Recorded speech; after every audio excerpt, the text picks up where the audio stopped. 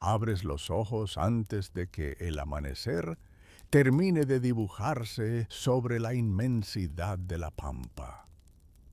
No recuerdas el momento exacto en que te dormiste la noche anterior, pero despiertas con la sensación extraña de haber cruzado un umbral invisible. No estás en tu cama habitual, ni en tu época habitual. Estás en una pieza sencilla de adobe y tabla, en una estancia perdida en la Patagonia, en el año en que el aire de la madrugada es frío y quieto. Te incorporas lentamente en el catre de cuero crudo. Sientes la rigidez de la manta gruesa sobre tus piernas y el crujido de la madera al moverte. Por la endija de la ventana, apenas tapada con un cuero, entra una claridad azulada. Escuchas, a lo lejos, el mugido de unas vacas y el relincho breve de un caballo impaciente más cerca sobre tu cabeza, el crujir del techo de chapa y tirantes bajo el descenso lento de la temperatura nocturna. Te sientas en el borde del catre. El piso de tierra apisonada está frío bajo las suelas gastadas de tus botas. En un rincón, una caja de madera hace de mesa de luz. Sobre ella, un candil apagado, una navaja, una taza de loza desportillada. En la pared, colgado de un clavo, tu poncho pesado y tu sombrero de ala ancha esperan, impregnados de polvo y de viento. Extiendes la mano hacia el poncho, rozas la lana áspera con los dedos, como si quisieras comprobar que es real. Esa sensación extraña vuelve entonces más nítida. Hoy no es un día cualquiera. No sabes por qué, no podrías explicarlo con palabras, pero algo en el ambiente, en la quietud, en la forma en que tu corazón marca el tiempo en el pecho, te dice que esta jornada traerá algo distinto. No un desastre, no una gran alegría desbordante, algo silencioso pero importante, algo que tal vez te cambie sin que nadie más lo note. Te levantas despacio, te colocas el poncho sobre los hombros, sientes su peso acomodarse sobre tu espalda. Te ajustas el cinturón de cuero, donde cuelga tu facón envainado, familiar y tranquilizador. Tomas el sombrero y te acercas a la puerta. Al abrirla, una bocanada de aire helado entra en la pieza, despejando del todo las últimas brumas del sueño. La claridad va creciendo sobre la llanura. Desde el umbral observas el cuadro que ya conoces y, sin embargo, te parece nuevo. La casa principal de la estancia, robusta y algo orgullosa, con sus paredes encaladas y sus galerías de madera oscura a un lado, el galpón de esquila, largo y bajo más allá, los corrales de palos abiertos, dormidos aún, como si esperaran al sol para cobrar vida. La Patagonia se extiende alrededor, abierta, amplia, apenas ondulada por lomas suaves. No hay árboles altos, solo algunos mohos de calafate y coirón, duros y resistentes al viento. Respiras hondo. El aire es limpio, corchet. A lo lejos, hacia el este, una franja naranja anuncia la salida del sol.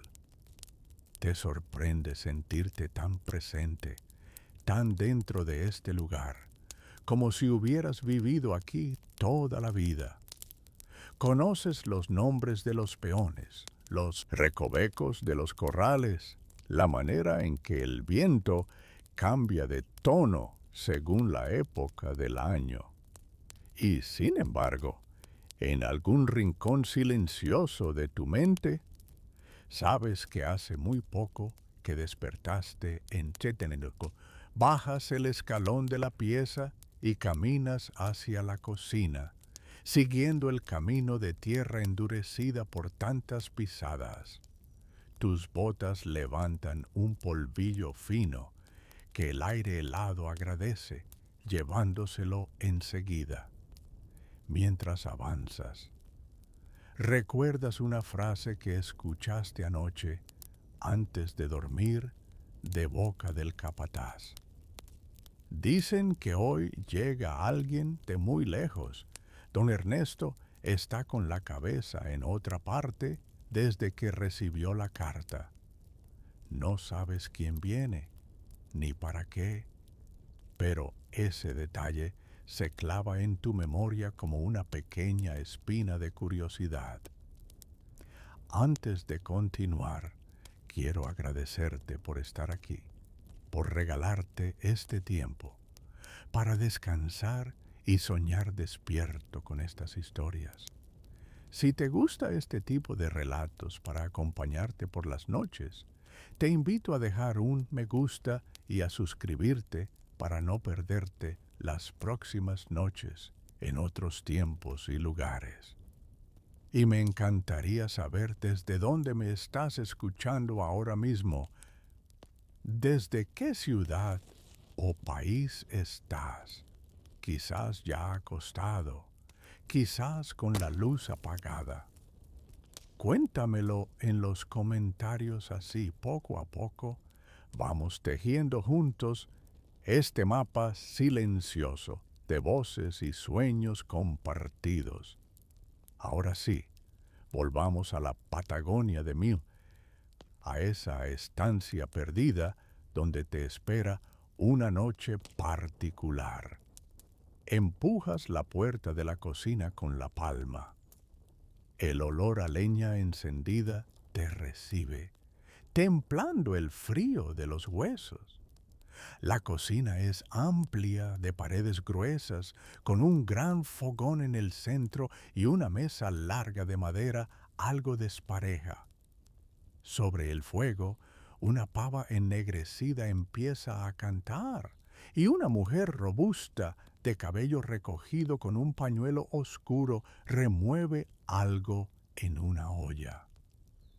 Es doña Marta, la cocinera, que te mira de reojo y asiente con la cabeza.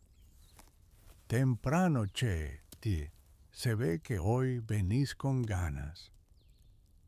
No respondes de inmediato. Te acercas al fogón, extiendes las manos hacia el calor y las sientes entumecidas por el contraste. El fuego crepita bajo los troncos de lenga y coihue que han llegado hasta aquí tras largos viajes de carretas. El agua de la pava empieza a hervir, y cada burbuja que revienta parece marcar también el inicio de algo aún indefinido en tu día. ¿De veras llega alguien hoy?, preguntas, por fin, sin apartar la vista del fuego. Doña Marta deja la cuchara de madera en el borde de la olla, se limpia las manos en el delantal y se encoge de hombros. Eso dicen, que viene uno de esos señores de la ciudad, amigo del patrón o pariente, vaya uno a saber. Lo cierto es que anoche don Ernesto andaba caminando por la galería hasta tarde. Como alma en pena, visualizas por un momento al dueño de la estancia, con sus bigotes espesos y su mirada a menudo seria, caminando de un extremo a otro bajo el techo de la galería, mientras el viento golpeaba los postigos. Hay algo en la figura del patrón que siempre te ha resultado un poco distante, como si su mente estuviera casi siempre en otra parte, en Buenos Aires, en Europa, en mapas y papeles que tú no ves. Tomas una taza de loza, doña Marta te sirve mate cocido y el calor te baja por la garganta, reanimando poco a poco tus músculos. Te sientas un momento en el banco junto a la mesa. El sonido de las cucharas, del agua hirviendo, del fuego, compone una especie de música doméstica y tranquila. Mientras bebes, tu mirada se pierde en una veta de la madera. Piensas en ese visitante que llega de muy lejos. La Patagonia de Mílotu no es un lugar que uno elija por comodidad. Es frontera, es borde, no es un sitio en el que se aparezca cualquiera sin un motivo de peso. Quizá venga por negocios de hacienda, quizá por la cuestión de las tierras, tan discutidas entre criollos, tehuelches y gentes del gobierno.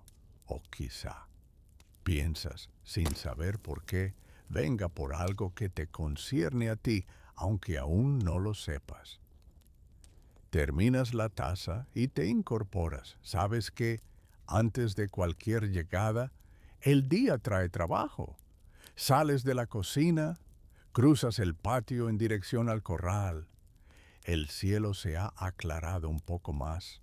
Una línea de sol asoma en el horizonte y empieza a pintar de dorado las puntas de los coirones. El aire sigue frío, pero se siente la promesa de un día despejado.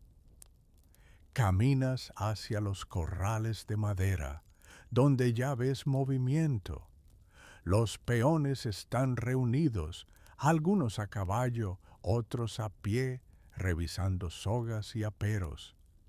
El capataz, un hombre alto y delgado, con bigote fino y mirada aguda, te hace una seña con la mano. Vamos a arriar unas chivas al bajo, te dice. Después, don Ernesto quiere a todos listos. Que el que llega no diga que acá se duerme. Asientes. Te acercas al palenque, desatas tu caballo, un zaino confiable que te conoce casi tan bien como tú a él.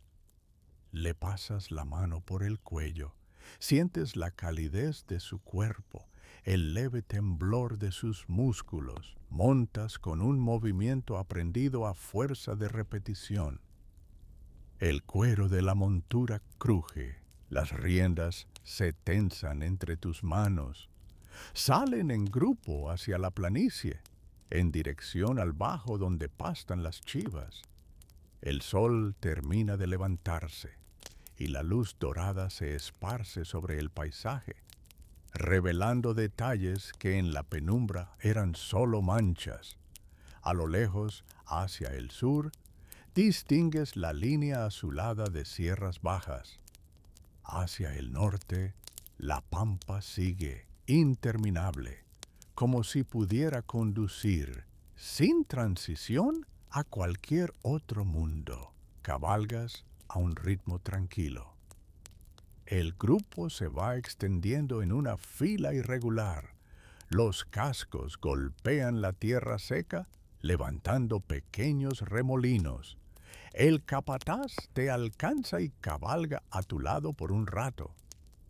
¿Te enteraste de la fiebre allá en Buenos Aires? Dice, mirando al frente. Dicen que anda brava, que la ciudad está patas arriba. ¿Recuerdas fragmentos de conversaciones? Palabras como fiebre amarilla, barrios vacíos, carretas con cuerpos. No has visto nada de eso con tus ojos, pero esas imágenes ajenas te rondan a veces por la noche. Miras el horizonte limpio y silencioso de la Patagonia y te parece tan lejos de cualquier peste. Y sin embargo, nada está tan lejos que no pueda alcanzarte de alguna forma. Capaz, el que viene trae noticias, agrega el capataz. Don Ernesto tiene negocios allá. Siempre le toca algo, para bien o para mal.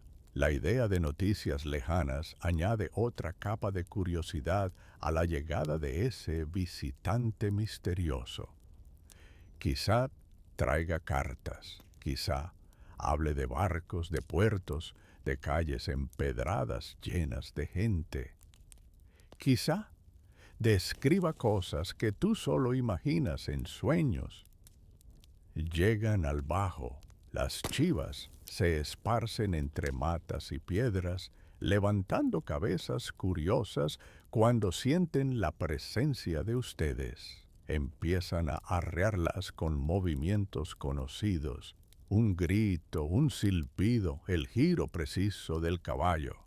Participas con soltura, guiando al pequeño rebaño hacia el corral que espera más arriba. Es una tarea que requiere atención, pero también te deja margen para pensar. Mientras trabajas, te preguntas por qué sientes que lo que suceda hoy te afecta de un modo especial. ¿Has vivido otros días de visita a otros negocios del patrón, otras historias de estancieros y militares que pasan y se van? Pero algo en la forma en que recordaste esa frase al despertar, algo en la quietud distinta del alba, te dice que hay un hilo invisible que te une a lo que viene. Cuando el sol ya está bien alto, las chivas quedan encerradas en el corral. El trabajo de la mañana termina por ahora. Te secas el sudor de la frente con la manga del poncho y miras hacia la casa principal. La galería blanca brilla a la distancia. Distingues una figura en la sombra. Parece ser don Ernesto, que alterna entre apoyarse en una columna y caminar unos pasos, inquieto. Desde allí, su silueta recortada por el cielo parece la de un hombre esperando una respuesta que tarda. Regresas al casco de la estancia con los demás. Los peones se dispersan hacia el galpón, hacia los corrales, hacia la cocina. Tú te diriges a donde amarrarás al caballo, pero tu mirada se desvía un instante hacia el camino que viene desde el este. Una delgada línea polvorienta se insinúa a lo lejos. Nada aún se distingue claramente, pero sientes que es allí donde sucederá algo. Dejas el caballo en el palenque, le das unas palmadas en el cuello y te quitas el sombrero, pasando la manga por la frente húmeda. El sol de la mañana ya tiene cierta fuerza, aunque el viento mantiene el aire fresco. Antes del almuerzo tienes un rato. Podrías ir a tu pieza y recostarte un momento, pero sientes un tirón hacia la casa principal. Caminas hacia la galería, subes los escalones de piedra tosca y pisas la madera de la galería cubierta. La sombra te abraza con un frescor agradecido. Las columnas sostienen el techo alineadas hacia los costados, dibujando un corredor largo desde el que se ve el patio central y más allá, la pampa. Don Ernesto está allí, como imaginabas. Lleva un traje oscuro algo gastado, pero bien cuidado, y sostiene el mentón con una mano mientras observa el horizonte.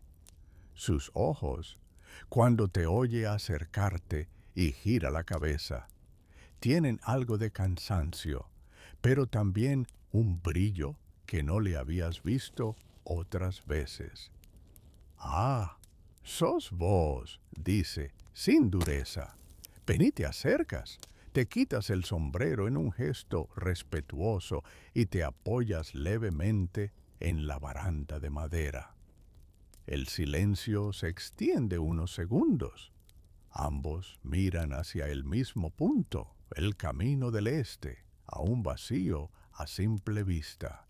El viento trae un leve rumor de insectos, un silbido entre las tablas, el golpe lejano de una tranquera que alguien cierra. Hoy llega un amigo de la ciudad, comienza el patrón, sin mirarte. Bueno, fue amigo, hace años que no lo veo. Las cartas van y vienen, pero no es lo mismo. Lo escuchas con atención. Su voz no lleva la autoridad habitual. Hay algo más suave, más inseguro. Vivimos cosas juntos cuando éramos jóvenes. En Buenos Aires, cuando todo era distinto. Él se quedó allá, entre las casas altas, el ruido de carros, el puerto lleno de barcos. Yo me vine al sur, a esto, señala con un gesto amplio la pampa. Siempre pensé que algún día volvería, que esto era una etapa. Hace una pausa, suspira y mira, se me fue la vida acá. Esta estancia es lo que soy. A veces me pregunto si elegí bien. Si uno puede saberlo. Sientes que, de algún modo, esas dudas resuenan con una inquietud propia que no habías puesto en palabras. Tú también te has preguntado a veces si este paisaje abierto y duro es tu destino final o un tramo de un camino más largo hacia otra cosa. Pero no lo dices. El patrón habla, y hay algo casi confidencial en su tono. Mi amigo, continúa, viene escapando de la ciudad, de la peste. Viene a ver si acá queda algo de aire limpio para él, y trae, duda un segundo, trae papeles, mapas, cosas del gobierno de las tierras, cosas que nos pueden cambiar el futuro. La palabra futuro queda flotando entre ustedes, liviana y pesada a la vez. Papeles y mapas que pueden cambiar el futuro de la estancia, de la región, y tal vez el tuyo, piensas, aunque no sepas de qué manera. Quiero que estés atento, dice entonces don Ernesto, volviéndose hacia ti. No solo con las manos, que para eso ya sé lo que vales, con los ojos abiertos. Hay cosas que uno aprende de oídas. ¿Y vos? Te mira como evaluando algo que ve más a la de tu ropa de trabajo. Vos entendés más de lo que dejás ver. Asientes despacio, sin saber bien qué responder. Te sorprende que el patrón note algo en ti, que te considere capaz de estar atento a asuntos que se discuten en mapas y papeles. Esa sorpresa trae consigo una especie de expectativa nueva, como si una puerta se entreabriera en tu mente. Se oye, entonces, muy lejano, un rumor tenue. Ambos levantan ligeramente la cabeza, como animales atentos a un sonido nuevo. Es un tronar apagado, acompasado. Cascos sobre la tierra dura, ruedas de carruaje. El visitante ya está en camino, más cerca de lo que imaginabas. El patrón endereza los hombros, se alisa el saco, toma una postura más formal. Anda a dar una vuelta por el patio, fíjate que esté todo en orden, dice, retomando su tono habitual, aunque no del todo. Y cuando lleguen, quiero que estés cerca. No hace falta que hables mucho. Solo escucha. Te colocas el sombrero y te alejas por la galería. El rumor de cascos crece muy lentamente, mezclado con el silbido del viento. Cruzas el patio, revisas, sin demasiada urgencia, que pueda necesitar acomodo. Un barril desplazado, unas sogas tiradas junto a un árbol seco. La rutina se mezcla con esa sensación de estar actuando dentro de una escena que, de algún modo, se recordará. Mientras acercas el barril a la pared, piensas en lo que podría significar para ti la llegada de ese hombre de la ciudad. Tal vez nada.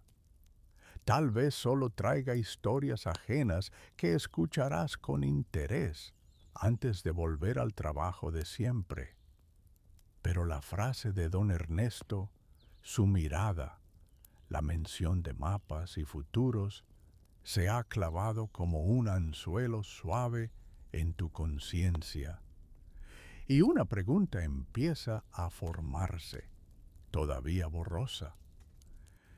¿Hasta dónde alcanza tu mundo realmente? ¿Se limita a esta estancia y estos pastos? ¿O hay algo más? ¿Una ruta invisible que ya está trazada para ti en alguno de esos papeles? El mediodía se acerca. El sol está alto, el viento se ha vuelto algo más templado. Desde el portón de entrada a la estancia llega una voz que llama. Alguien ha visto al carruaje a la distancia.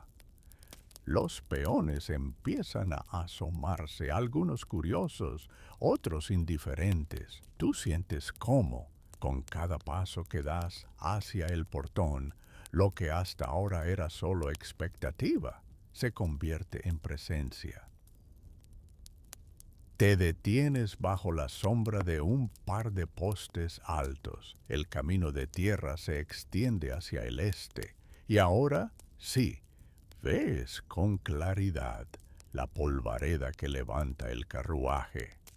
Poco a poco se define la silueta del vehículo, una volanta sencilla, arrastrada por dos caballos cansados. En el pescante, un hombre de sombrero bajo guía las riendas. Dentro apenas se distingue una figura. El carruaje se acerca. El ruido de las ruedas se hace nítido. Escuchas el resoplar de los caballos, el chirrido de la madera. El portón se abre con un crujido amplio y la volanta entra al patio, deteniéndose enfrente de la casa principal. Don Ernesto baja los escalones de la galería y se acerca con paso firme, aunque sabes que por dentro debe estar igual de inquieto que tú, o más. Tú te quedas unos pasos atrás, lo suficientemente cerca para ver y escuchar, lo bastante lejos para no ser protagonista. La puerta del carruaje se abre despacio. De su interior desciende un hombre de unos 50 años, delgado, con el rostro algo demacrado, pero de rasgos elegantes. Viste un saco oscuro arrugado por el viaje y sostiene en una mano un sombrero y en la otra una cartera de cuero gastado. Al pisar la tierra de la estancia, mira a su alrededor con una mezcla de cansancio y alivio, como quien no sabía si llegaría. Ernesto, dice el recién llegado, con una voz más suave de lo que esperabas. Julio, responde el patrón. Se estrechan las manos y en ese apretón hay algo de reencuentro, de pasado compartido, de años que de pronto pesan menos. Ellos intercambian unas palabras rápidas, formales, mientras tú los observas. Sientes que, de alguna manera, Presenciar esto te coloca en un lugar distinto del que ocupabas al despertar. El hombre de la ciudad, Julio, alza la mirada y sus ojos curiosos barren el entorno. Por un instante, su mirada se cruza con la tuya. No se detiene mucho, pero ese contacto fugaz te produce un leve estremecimiento. No es miedo, ni admiración ciega, es la sensación de que Él también te ha visto, aunque sea como parte del paisaje humano de esa estancia remota. Una vez que se intercambian saludos y alguna broma sobre lo largo del viaje, don Ernesto da una indicación. Lleva las cosas del señor a la pieza de huéspedes, dice señalando la cartera y un baúl pequeño que el cochero empieza a bajar. Después vení para la galería. Vamos a comer algo ligero antes de hablar de lo importante. Te acercas, tomas el baúl entre tus manos, pesa más de lo que aparenta. Tal vez lleno de ropa, piensas, o de papeles, o de ambas cosas. Sientes el cuero duro del asa contra tu palma, el tirón en los músculos al levantarlo. Mientras te alejas hacia la casa, oyes a tus espaldas el murmullo de voces de los dos amigos que se reencuentran. Entras en la casa principal por una puerta lateral. El interior contrasta con la rudeza exterior. Paredes blancas, cuadros con escenas de campo y marinas, algún mueble de madera trabajada traído de alguna ciudad. El piso es de tablas bien cepilladas. El eco de tus pasos suena distinto aquí, más suave. Conoces el camino hacia la pieza de huéspedes. Es una habitación amplia, con una cama de hierro, un colchón de lana mullido, una silla, un ropero sencillo y una ventana que da al patio, enmarcando un pedazo de cielo y tierra. Dejas el baúl al pie de la cama y apoyas la cartera sobre la silla. Al hacerlo, un papel se desliza de la solapa mal cerrada y cae al piso. Te agachas para recogerlo. No puedes evitar que tu mirada se deslice en un reflejo casi automático sobre la superficie del pliego. No lees todo, apenas captas algunas palabras.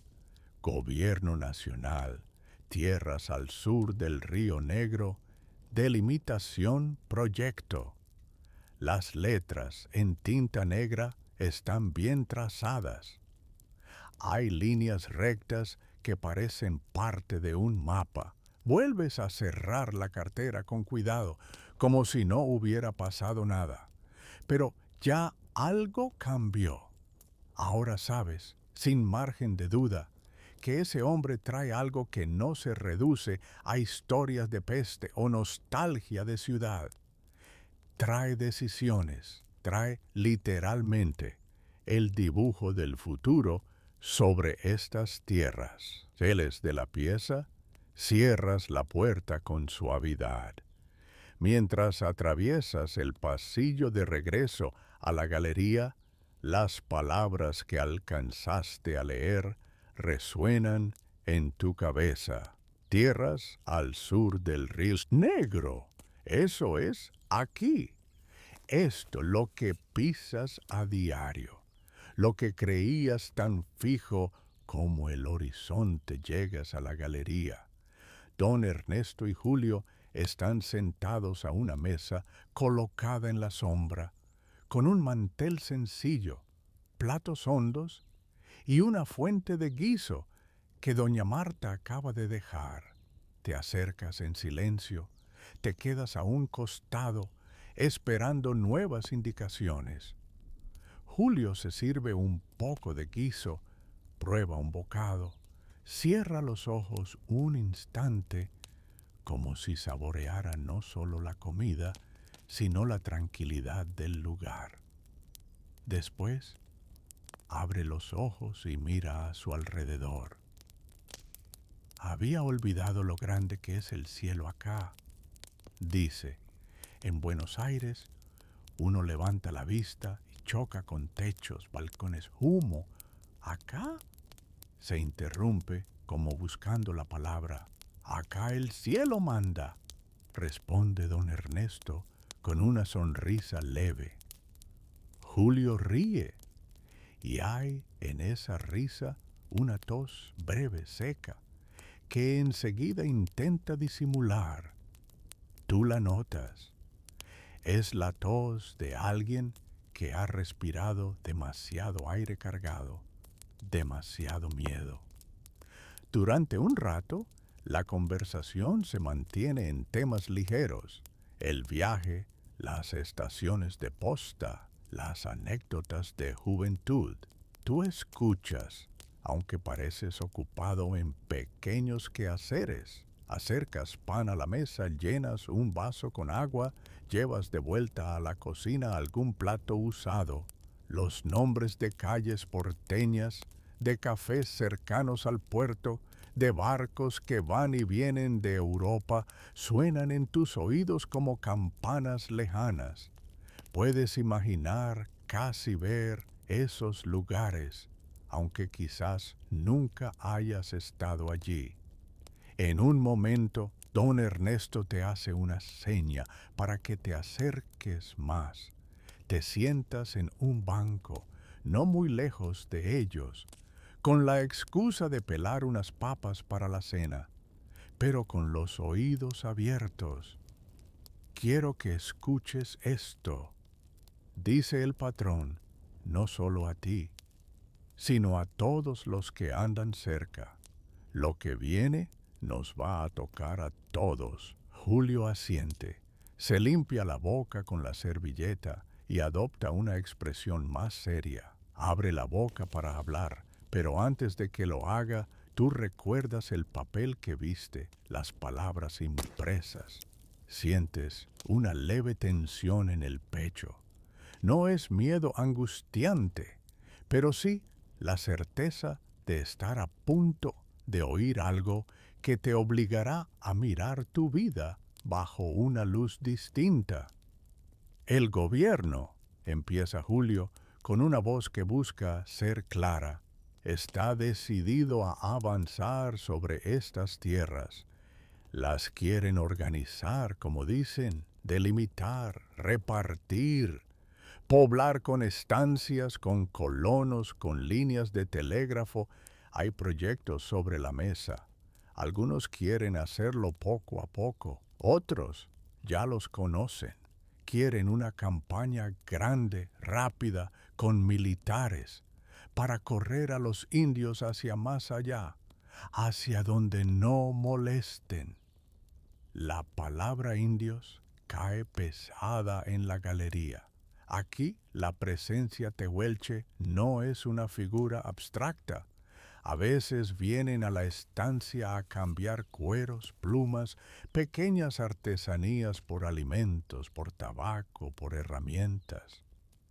Tienen nombres, rostros. Uno en particular se te viene a la mente: Calfú, el joven tehuelche que a veces se acerca, que te mostró una vez cómo leer el cielo para saber si el viento cambiaría. No son un problema lejano, forman parte del tejido de tu cotidiano. Esta zona, continúa Julio, desplegando mentalmente el mapa que lleva en la cartera, es clave, es frontera. Si se hace lo que algunos proponen, todo esto puede cambiar rápido, como cuando se levanta una carpa y al otro día, en el mismo lugar, hay un caserío. Don Ernesto escucha en silencio, con el ceño fruncido. ¿Y nosotros?, pregunta finalmente. ¿Qué lugar tenemos en ese plan? Julio Lo mira con algo que parece mezcla de afecto y sinceridad forzada. Vos, Ernesto, estás en un lugar intermedio.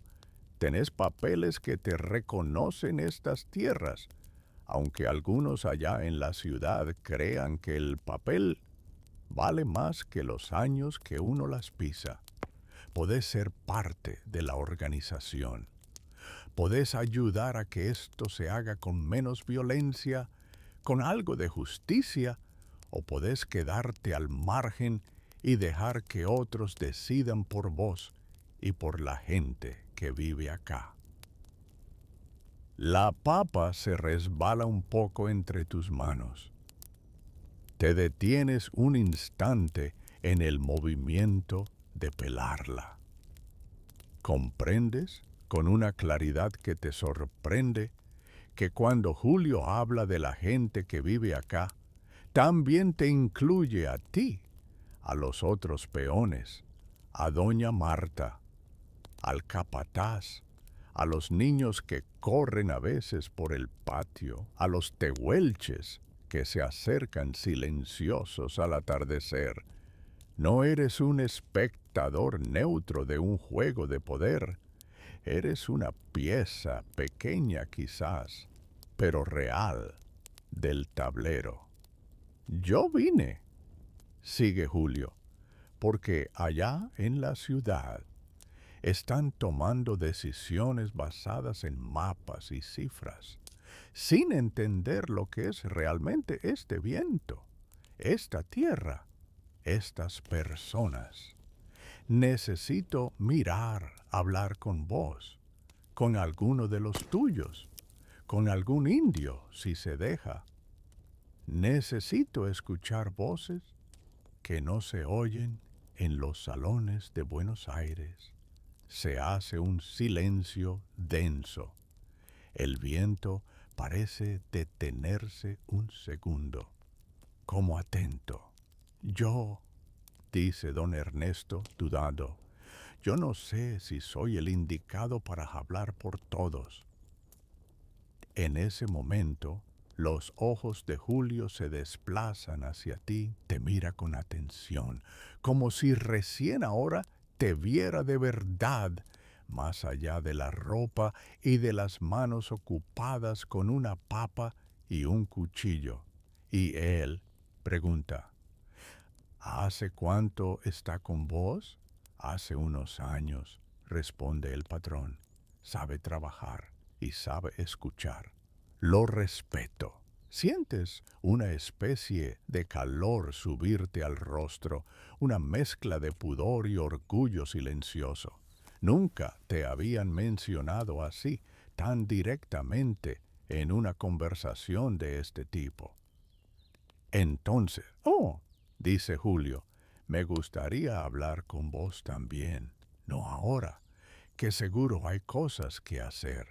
Pero esta tarde, cuando el sol afloje, caminamos un poco por ahí, ¿te parece? Te toma un segundo responder. Miras a don Ernesto, que asiente levemente, dándote permiso. Luego miras a Julio y asientes tú también.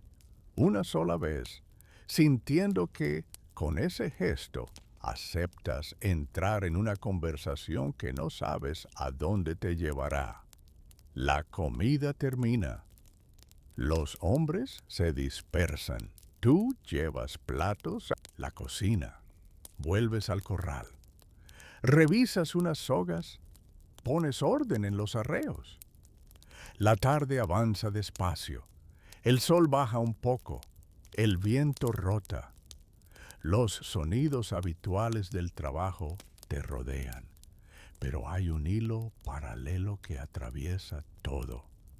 La anticipación de esa charla prometida. En un momento, mientras cierras la tranquera de un potrero, distingues una figura que se acerca desde la casa. Es Julio, ahora sin saco, con las mangas de la camisa arremangadas, sosteniendo el sombrero en una mano. Se detiene a unos metros, respirando con algo de esfuerzo, acostumbrándose al aire seco. ¿Te parece si caminamos hasta ese alto?, dice señalando una pequeña loma cubierta de coirón, desde la cual se domina buena parte de la estancia. Respondes que sí. Le indicas el camino más cómodo y comienzan a andar juntos. Caminas un poco adelante al principio, por costumbre de guía, pero enseguida te pones a su lado. El silencio inicial no pesa. Ambos miran a su alrededor, notando cosas diferentes, pero compartiendo el mismo espacio. En la ciudad, empieza Julio, la mayoría de la gente que habla de la Patagonia no sabría reconocer un coirón de un cardo. Para ellos es una mancha en un mapa. Tierra por ocupar. Recursos sin explotar. Palabras grandes, frías. Levanta una piedra con la punta del pie, la mira rodar unos centímetros.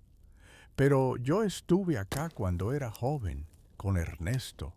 Vi estas noches sin faroles, estos vientos que parecen voces. A veces pienso que somos pocos los que entendemos que no se trata solo de trazar líneas en un papel.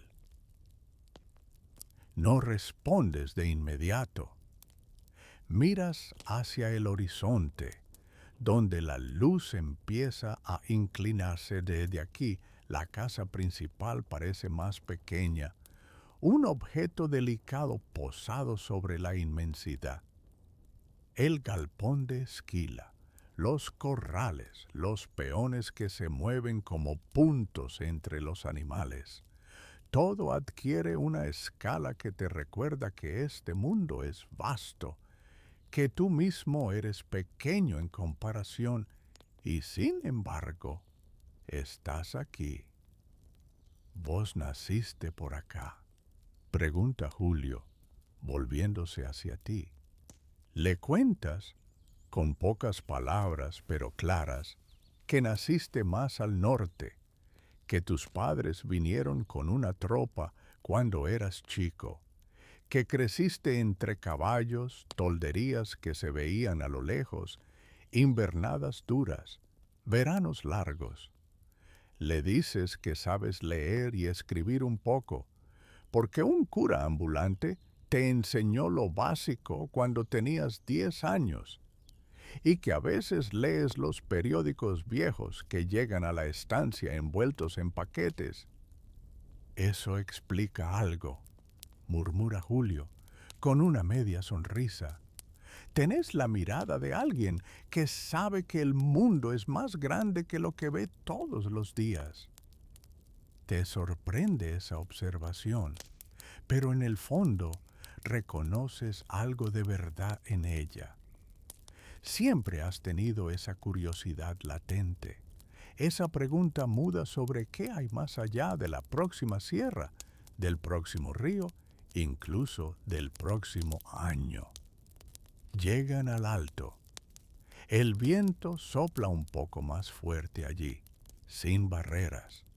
Te cubres instintivamente con el poncho. Julio apoya una mano en la cadera, respira hondamente, como si quisiera llenarse los pulmones de ese aire grande, aunque la tos le recuerde sus límites. Te voy a hablar con franqueza, dice. Allá en Buenos Aires hay dos maneras principales de mirar estas tierras. Una es la de los que quieren arrasarlo todo, limpiar el desorden a sangre y fuego y después armar algo nuevo con gente venida de Europa, con alambrados, estaciones de tren, pueblos prolijos. La otra es la de los que, como yo, aún creen que se puede construir algo más mezclado, más respetuoso, aunque no perfecto.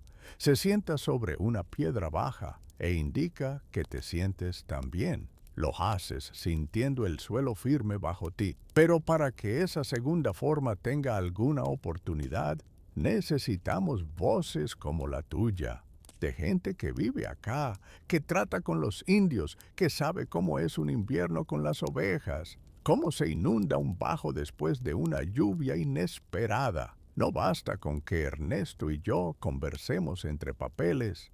Sus palabras te golpean por lo concretas. No son halagos vacíos, te está diciendo, sin rodeos, que lo que tú digas, pienses o cuentes puede tener peso en decisiones que afectarán el futuro de la región. ¿Y qué querés que diga yo? Preguntas, con una mezcla de humildad sincera y cierta incredulidad. Que me cuentes cómo ves a la gente de acá, responde. A los peones, a las familias, a los indios. ¿Qué te parece justo y qué no? ¿Qué temes que pase si un día llegan soldados con órdenes? ¿Qué esperás? Para vos mismo. Te quedas un momento en silencio. No estás acostumbrado a ordenar esos pensamientos en voz alta. Siempre han sido sensaciones sueltas, intuiciones, pequeñas certezas prácticas, pero de algún modo sientes que este es el momento de intentar ponerles palabras. Empiezas por lo más cercano. Le hablas de los peones que llevan años en la estancia, de sus familias, de los hijos que corren entre corrales, de la vida dura pero estable que llevan, del miedo siempre presente a una mala cosecha, a una plaga, a un patrón que decida prescindir de ellos. Le cuentas que, aunque don Ernesto es justo en comparación con otros, nada está garantizado. Después pasas a los tehuelches, nombras a Calfú. ¿Recuerdas la primera vez que lo viste llegar con otros, montando sin montura, con los caballos envueltos en una capa de polvo? Le cuentas cómo intercambian bienes, cómo a veces los niños de la estancia y los niños de los toldos se miran con curiosidad a distancia, cómo tú mismo aprendiste algunas palabras en su lengua. Le dices que, aunque existen tensiones, no todo es conflicto. Hay respeto mutuo en ciertos gestos, en la forma en que comparten información sobre un río crecido o una manada de guanacos. Por último, cuando Julio te pregunta por ti mismo, dudas. Hablas de tu deseo de seguir aprendiendo, de esa costumbre de leer periódicos viejos, de preguntarte qué hay más allá del horizonte. Le confiesas que a veces, al mirar la noche patagónica, has imaginado cómo sería caminar por calles empedradas, ver buques enormes, escuchar idiomas que no entiendes. Pero al mismo tiempo, añades, cuando estoy lejos, aunque sea un poco, me agarra una especie de tirón en el pecho, como si estas tierras me llamaran. No sé si podría vivir del todo sin este viento. Julio te escucha sin interrumpir, mirando de vez en cuando hacia la lejanía, asentando con la cabeza en algunos puntos. Cuando terminas, se queda unos segundos pensativo. ¿Eso qué decís? Dice al fin. Ese tirón entre un lugar y el otro, entre la curiosidad y el arraigo, lo conozco bien.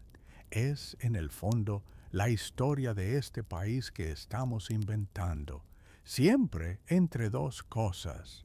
Saca del bolsillo interior de la camisa un pequeño cuaderno y un lápiz. Abre una página en blanco y escribe unas palabras rápido, con letra firme. Tú, por respeto, no intentas leer, pero sabes que, de alguna forma, tus palabras están quedando allí, traducidas en tinta. Mira, prosigue, guardando de nuevo el cuaderno. Nada de lo que digamos hoy va a cambiar el rumbo del mundo de un plumazo. Pero sí puede torcer un poco algunas líneas. Si cuando vuelva a Buenos Aires puedo decir con verdad que acá hay gente que convive con los indios, que no todos quieren verlos desaparecer, que hay formas de compartir la tierra. Quizá logremos que algunos planes se escriban con menos violencia. Se pone de pie con esfuerzo, sacudiéndose el pantalón. Y en cuanto a vos, añade, mirándote directo a los ojos, me gustaría proponerte algo, no ahora, no inmediato, pero quiero que lo pienses. Sientes que algo se tensa, sutil, en tu interior. Las palabras proponerte algo despiertan una atención nueva. En unos meses, explica, si la fiebre afloja y yo sigo vivo, voy a necesitar ayuda en Buenos Aires. Alguien que entienda el campo, que pueda hablar de estas cosas en un escritorio sin dejar que el papel engañe. Alguien que sepa leer, que quiera aprender más. No es una promesa cerrada, pero si quisieras, podría arreglar con Ernesto que vayas una temporada a trabajar conmigo allá. El mundo parece detenerse un instante. Sentado sobre esa loma patagónica, con el viento en la cara y la vista puesta en una llanura casi infinita, escuchas una invitación a cruzar ese horizonte que tantas veces imaginaste. Una invitación concreta, con un posible arreglo, con una fecha aunque sea aproximada. No es solo un sueño vago, es una puerta que se abre, ofrecida por alguien que tiene los medios para sostenerla abierta. No tenés que responder ahora, agrega Julio, como si leyera tu conmoción. Apenas llegué. No sé cuánto voy a quedarme. Hablemos estos días. Habla con Ernesto. Pensalo. Es tu vida. A lo mejor llegas a la conclusión de que tu lugar está acá para siempre. Y está bien. O a lo mejor descubres que podés ir y volver, que no es todo o nada. Mientras regresan hacia la estancia, tus pasos parecen más conscientes de cada piedra, de cada mata, de cada huella en la tierra. El paisaje no ha cambiado, pero tú ya no lo ves igual. De pronto, todo se ha llenado de alternativas.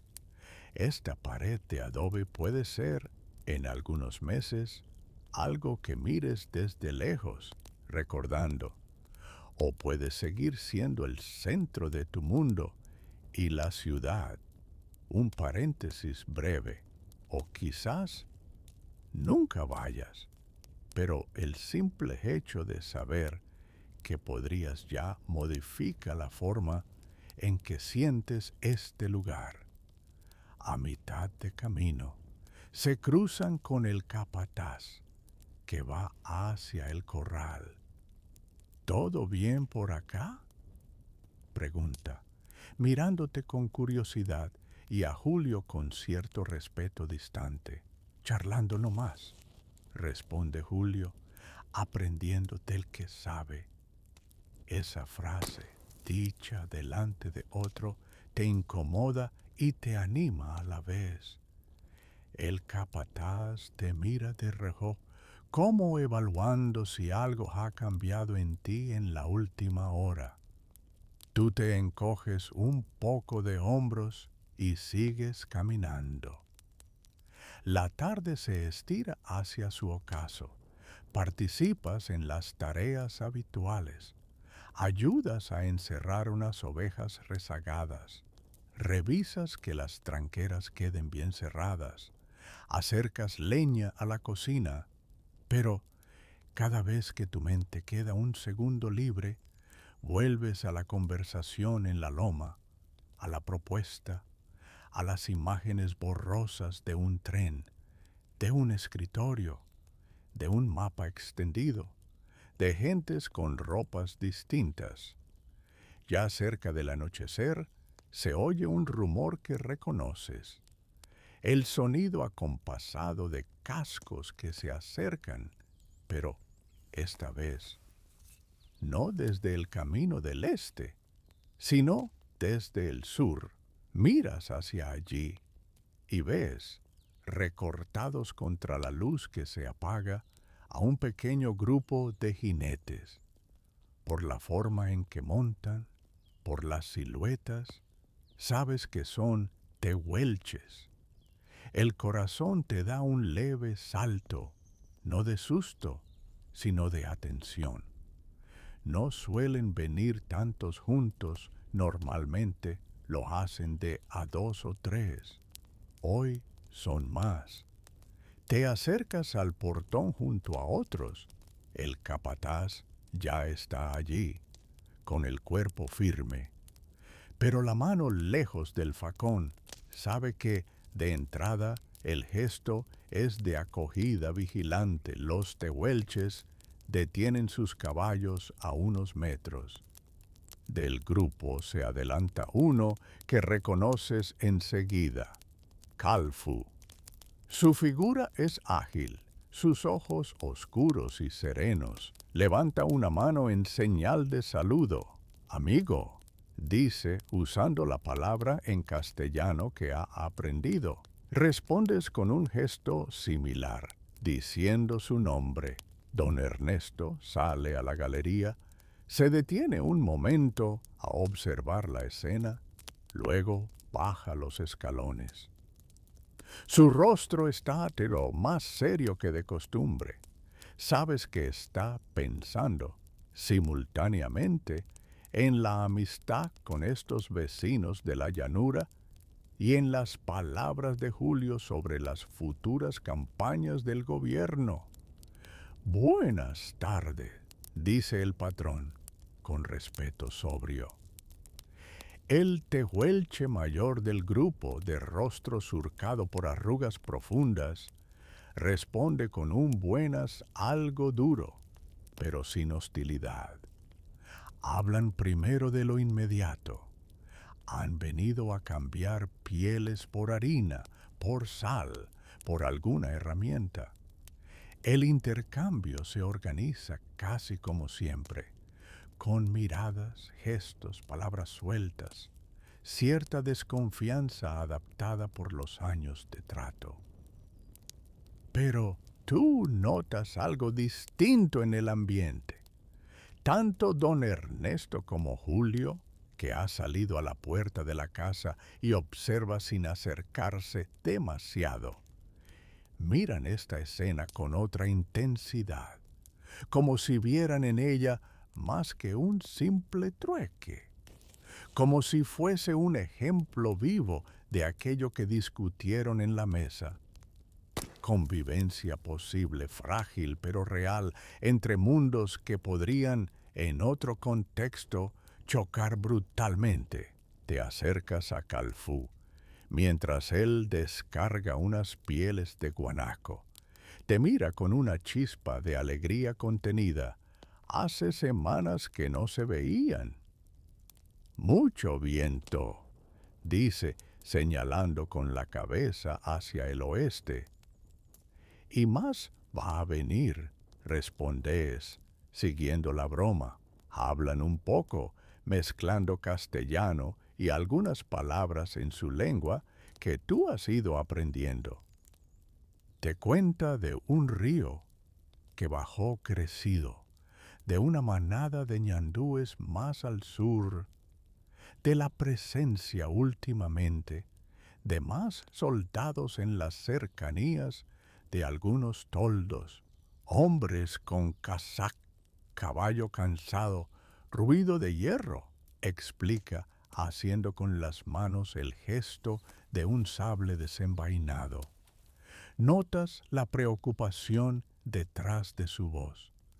Tú mismo has oído, por boca de arrieros, noticias de fortines que se avanzan, de choques aislados, y ahora sabes, gracias a Julio, que todo eso puede no ser sino la antesala de algo mayor. Se te ocurre, casi sin pensarlo demasiado, presentarle a Calfu a Julio. No sabes si es buena idea, no sabes cómo reaccionarán, pero en tu mente se cruza la imagen de ese cuaderno, de esas decisiones que se toman en escritorios lejanos sin escuchar voces como la de Calfu. Y piensas que, tal vez, permitir que esos mundos se miren a los ojos por un momento sea importante. Te acercas a don Ernesto, le susurras tu idea. Él frunce el ceño, sopés, mira a Julio, mira a los tehuelches. Finalmente asiente. Trae a Julio despacio con calma. Dice, que vea, y que Calfú vea también. Vas hacia la puerta de la casa, donde Julio observa apoyado en el marco. Le explicas en pocas palabras quién es Calfú, que confían en ti, que podría ser valioso que se conozcan. Julio te escucha, y en su rostro pasa una sombra de preocupación. Tal vez imagina ya los reproches de algún colega de la ciudad por tratar con salvajes, pero luego asiente. Está bien, dice. Si me lo propones vos, vale la pena. Lo llevas hacia el grupo con pasos tranquilos, como quien no quiere romper un equilibrio delicado. Calfu, al notar que te acercas acompañado, frunce apenas el ceño, alerta. Tú levantas la mano, señalas a Julio y dices, amigo de Ernesto, viene de la ciudad grande, quiere escuchar. La palabra escuchar parece relajar un poco la tensión. Calfu inclina la cabeza, mirando a Julio con curiosidad. Julio hace lo mismo, mirándolo a los ojos, no por encima del hombro ni con condescendencia, sino de frente. Buenas tardes, dice Julio, con un tono que procura ser respetuoso. Tardes, responde Calfu. Durante unos minutos ocurre algo que, si te detienes a pensarlo, es extraordinario. Un hombre de la ciudad, con su ropa europea, su cartera llena de papeles y proyectos, conversa, a través de ti como puente, con un tehuelche de la llanura, de manos curtidas por otro tipo de trabajo y cabeza llena de otro tipo de mapas, los del cielo y los cerros. Hablan del viento, de las distancias, de los caballos. Calfu describe un invierno duro de hace años. Julio cuenta, casi con pudor, cómo en la ciudad algunos mueren de fiebre sin haber visto nunca un campo abierto. Tú traduces, acomodas palabras, explicas conceptos que no tienen equivalente directo. En ese ejercicio, sientes que tu propio entendimiento del mundo se ensancha. Ya no es solo Patagonia y Buenos Aires como ideas. Son dos hombres específicos con historias precisas que empiezan a imaginar uno a través del otro la vida en el otro extremo. En un momento, Calfu pregunta, con genuina curiosidad, ¿por qué gobierno quiere venir tanto acá? Allá. Ya tienen todo. La pregunta queda flotando. Julio tarda en responder. Mira el horizonte, mira a Khalfu, mira tu rostro, buscando la forma de explicar algo tan complejo sin recurrir a palabras vacías como progreso o civilización. ¿Por qué? Dice finalmente. Hay gente que cree que si algo no está bajo su control, está perdido, que todo lo que no conocen es amenaza, y porque otros, más silenciosos, ven solo números. ¿Cuánta tierra? ¿Cuántas vacas? ¿Cuántos impuestos? Esa respuesta, honesta, provoca en Khalfu una expresión difícil de leer. No es sorpresa ni indignación pura. Es, quizá, confirmación de cosas que ya intuía. Asiente lentamente. Pero no todos pensamos igual, añade Julio con un matiz de urgencia. Por eso quiero llevar tus palabras también, para que no digan que nadie les dijo lo que pasa acá. Khalfu te mira, como preguntándote sin palabras si ese hombre es confiable. Tú, que has escuchado sus dudas, sus propuestas, su disposición a hacerte una oferta que podría cambiar tu vida, sientes que no puedes garantizarle a Khalfu un resultado perfecto. No sabes qué harán otros con lo que Julio cuente. Pero sí sabes que Julio, el mismo, está haciendo un esfuerzo sincero por mirar más allá del papel. Quiere escuchar de veras. Dices a Khalfu, no promete mucho, pero si no habla nadie, otros deciden solos. Khalfu mira a Julio otra vez. Suelta un leve bufido que podría ser risa. Entonces habla fuerte, dice, señalándose a sí mismo el pecho y luego abriendo la mano hacia afuera. Que allá no se pierda el viento. La frase te toca, es sencilla, pero en ella hay una imagen potente, la de un mensaje que viaja como viento, que puede romperse contra paredes de piedra o colarse por rendijas. La tarde cae por completo, el intercambio comercial termina, los tehuelches se despiden. Khalfu, al montar, te lanza una última mirada y en ella lees un tipo de confianza que nace no solo del trato viejo, sino de lo que ocurrió hoy. Fuiste tú quien tendió un puente inesperado. Cuando ellos se alejan, quedas unos segundos mirando las siluetas que se pierden en la penumbra. A tus espaldas escuchas pasos.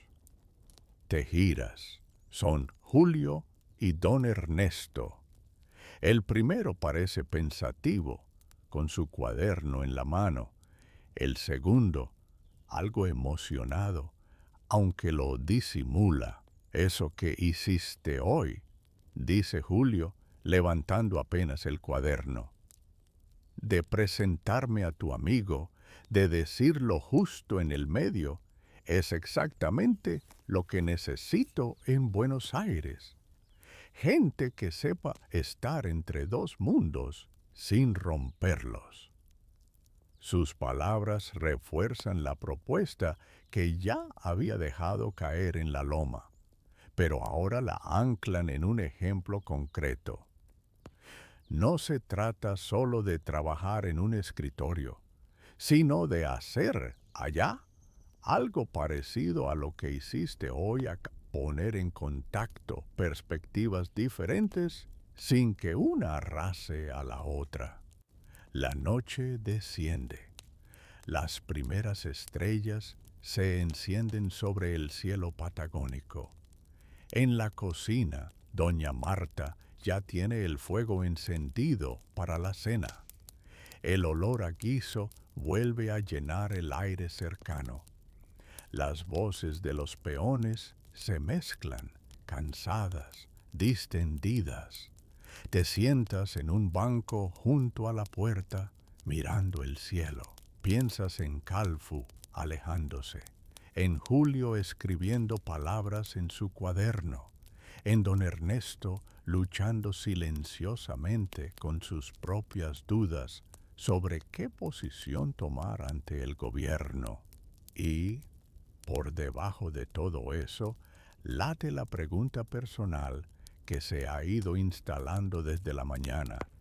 Si tú mismo cruzarás o no ese umbral hacia la ciudad. La sensación de que hoy sería distinto se ha cumplido, aunque no de manera estruendosa. No hubo catástrofes ni celebraciones ruidosas. Hubo algo más sutil, un desplazamiento interior, un descubrimiento de tu propio lugar en un juego más grande de lo que habías imaginado. Has visto cómo una conversación en una loma, un papel caído de una cartera, un saludo en el portón, pueden influir en decisiones que, tal vez, definan vidas. Más tarde, cuando la jornada termina y cada uno se retira a su lugar de descanso, tú vuelves a tu pequeña pieza de adobe y tabla.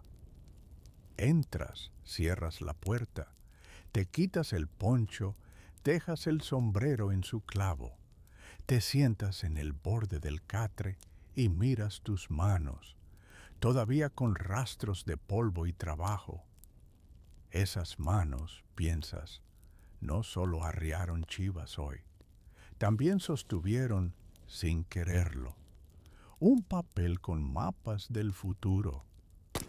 Pelaron papas mientras escuchaban planes de gobierno. Tendieron puentes entre hombres de mundos distintos. Te recuestas, sintiendo cómo el cuerpo agradece la horizontalidad. La manta pesada vuelve a cubrirte afuera, el viento canta con su tono conocido, chocando contra las chapas, colándose por las rendijas. Oyes, a lo lejos, la risa breve de algún peón que todavía conversa, el ladrido de un perro, el relincho de un caballo que sueña de pie. Tu mente recorre, una vez más, los momentos del día.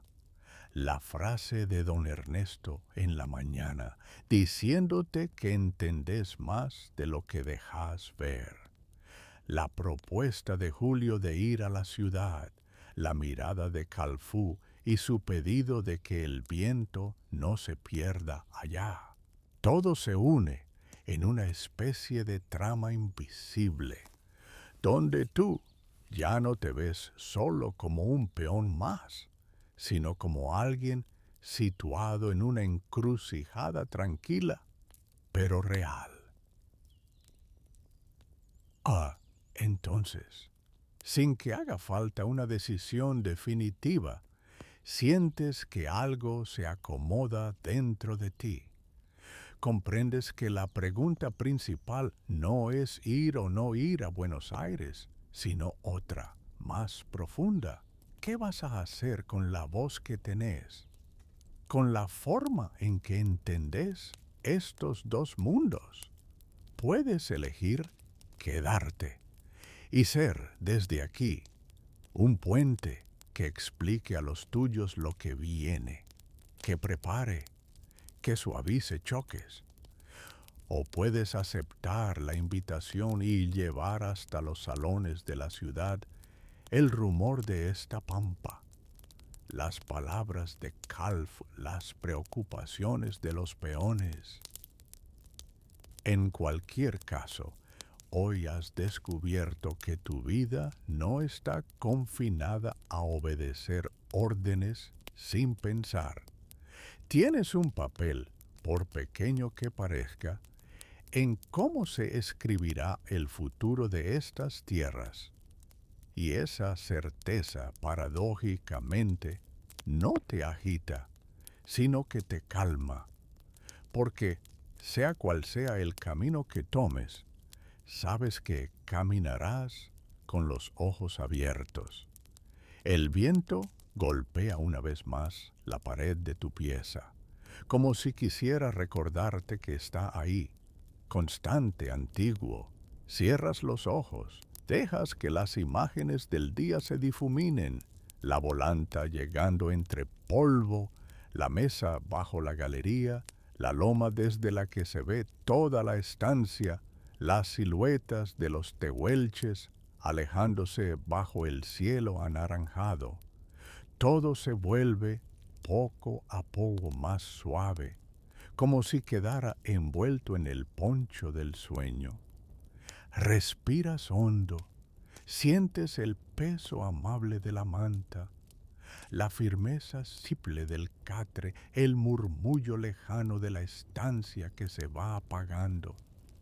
Y en esa quietud, mientras el año se queda rondando, suspendido sobre la Patagonia, te dejas caer lentamente en un descanso profundo, con la tranquila certeza de que cuando vuelvas a despertar, aquí o en otro tiempo, seguirás llevando contigo esa mirada nueva sobre tu lugar en el mundo.